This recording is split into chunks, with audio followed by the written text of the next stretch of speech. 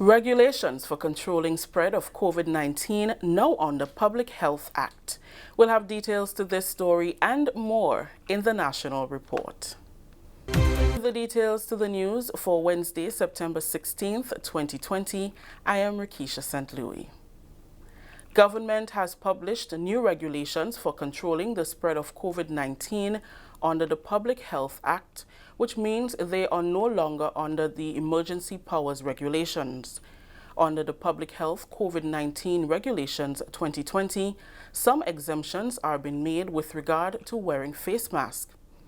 Children under the age of 5, those with medical, physical, or mental illness or disability, which inhibits their ability to wear a face mask, and people who cannot put on or remove a mask without severe distress will be exempted. However, people who need to go into a business place will have to remove the mask slightly for identification purposes. Masks will also not be required for people going to the beach once they are no less than 6 feet from any person outside of their household. The same rule applies for those visiting a public park. The new regulations also provide for all businesses to operate except those which are directed by order by the Minister for Health to shut down or are given specific conditions under which to operate. The Public Health Act regulations, which were gazetted on Wednesday, September 16th, will come into effect on Thursday, September 17th. Prime Minister Dr. The Right Honorable Keith Mitchell has been speaking further about the newly announced changes to the makeup of Grenada's cabinet. The Prime Minister has consistently stated that his mid-term cabinet reshuffles are intended to broaden the experience of government ministers and improve their versatility in handling the affairs of the state, while at the same time provide an opportunity for government to enhance its overall performance. In a radio interview Wednesday morning, Dr. Mitchell was questioned further about the rationale for reassigning the various portfolios. With respect to the Ministry of Finance, Dr. Mitchell explained that while it is the norm for leaders to retain responsibility for finance, it is not the first time he has assigned that portfolio to another minister. Dr. Mitchell expressed full confidence in the capability of Honorable Gregory Bowen, who will assume responsibility for the Ministry of Finance, Economic Development, Physical Development, Public Utilities, and Energy. For the first time, the Prime Minister has added youth development to his portfolio. He noted that young people in particular are significantly challenged by the impact of COVID-19 pandemic as it has affected their education, their socialization, which helps to build character, and their ability to participate in sports.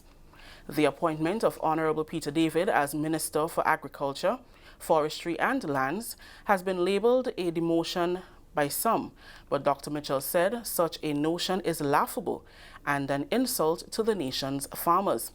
Dr. Mitchell said, and I quote, "Minister David is considered one of the more people-oriented ministers in this administration, and it makes sense to have him bring that particular strength to the agriculture sector and create a greater connection with the farmers and other stakeholders."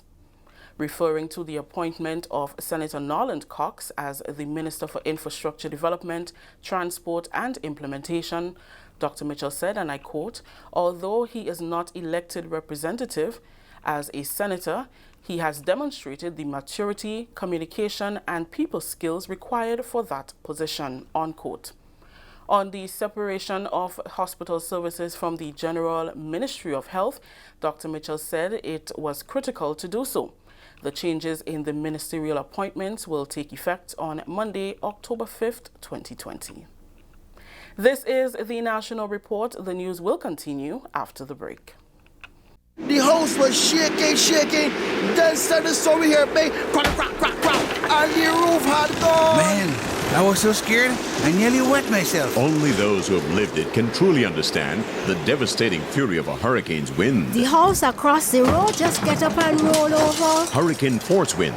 It's a hazard. Hazards. Take control. Reduce your loss. You can hurricane-proof your home. For example, make your roof more wind-resistant by using screws instead of nails in its construction. Find out more about hurricane force winds and other hazards at your local disaster office.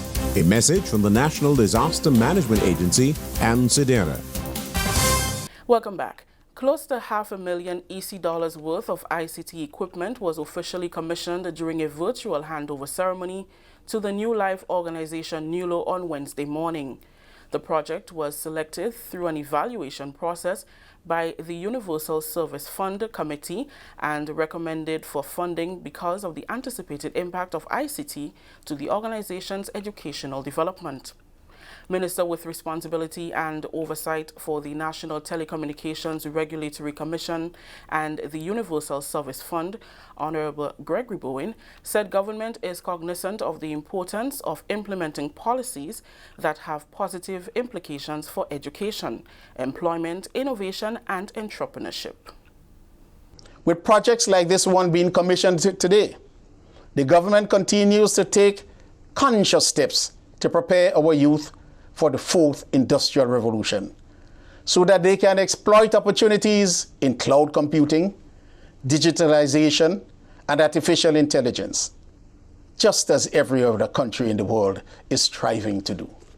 After a competitive bidding process, Affordable Island Communication was awarded a contract to the tune of $489,843 to implement the project and provide support for 2 years. NEWLO's Executive Director, Sister Margaret Yamoha, said that they have always wanted to expose their trainees to technological advancements, but did not have the internet capacity to do so. Today, we are so glad, we are so appreciative that any part of the compound that our trainees are in their department, in the furniture making lab, in the electrical installation lab, in the cosmetology lab, doing hair, sewing, doing early childhood, they have full access to internet because of this project. And now that dream that we had, that we could contribute much more than we have already done for Grenada, has become a reality. Education Minister Honorable Emmeline Pear, who has full responsibility for NEWLO, says while the COVID crisis has brought to the fore the importance of thinking and operating outside of the box, visionary leadership is equally as important. Had we waited on COVID-19, we could not be having sessions taking place at a school now and students being at home being able to access those sessions. Had it not been for COVID, for that visionary leadership in COVID-19, we would have been saying we cannot train our teachers. We have to wait for COVID to disappear before we start training. But in COVID-19, in all that's happening, we have been able to train over 1,600 teachers online, right? And I'm saying all this to say that what we have, what we're receiving this morning is a blessing. The project will provide ICT equipment, including desktop computers, laptops, switches, and other ancillary devices to outfit 3 computer labs on NEWLO's campus. This project will also provide wireless access points to increase coverage and connectivity across the NEWLO campus. It is our hope that this project will transform the New Life organization into a technology-friendly campus where the students, teachers, and other immediate community members can all nurture and share digital experiences. Further, upon observation of regional and international trends, it is evident that the future would be woven by technological strings that are bound to defy traditional modes of operation and delineate boundaries, thus bringing the world closer together. That was Lyndon Telesford, ICT specialist at the NTRC. Finally, in the news, 9 containers of engineering material were handed over to the Ministry of Youth Development, Sports, Culture and the Arts on Tuesday by the People's Republic of China as part of their China Aid Technical Cooperation Project. The equipment, which will be used for the maintenance of the Kirani James Athletic Stadium, is valued at $1.5 million EC. Ambassador of the People's Republic of China to Grenada, His Excellency Dr. Zhao Yongchen, stated that the handover is symbolic to the strengthening relationship between both countries. He pledged China's desire to continue the relationship in the years to come. The two stadiums has not only become a symbol of the old bilateral friendship, but also a name card of Grenada, playing a significant role in the sports and culture life. Dozens of sports events are held here each year, including many major international events, such as the 2007 Cricket World Cup. China is willing to continue the assistance within its capacity to restore sport and cultural life after epidemic. The plan of bilateral cooperation in various fields and the framework of the Belt and Road initiatives. Since the construction of Kirani James Stadium, China has maintained the upkeep of the facility. Speaking on behalf of the Minister for Sport, Norland Cox, Permanent Secretary Desiree Stevens said they are happy for the contribution, which will have a positive impact on her ministry. We know that these equipment and material would assist immensely with the maintenance work to be carried out to ensure that this facility remains top of the class, so that we can continue hosting local, regional, and international athletes in keen competition, as well as engage in other cultural and festival events and activities.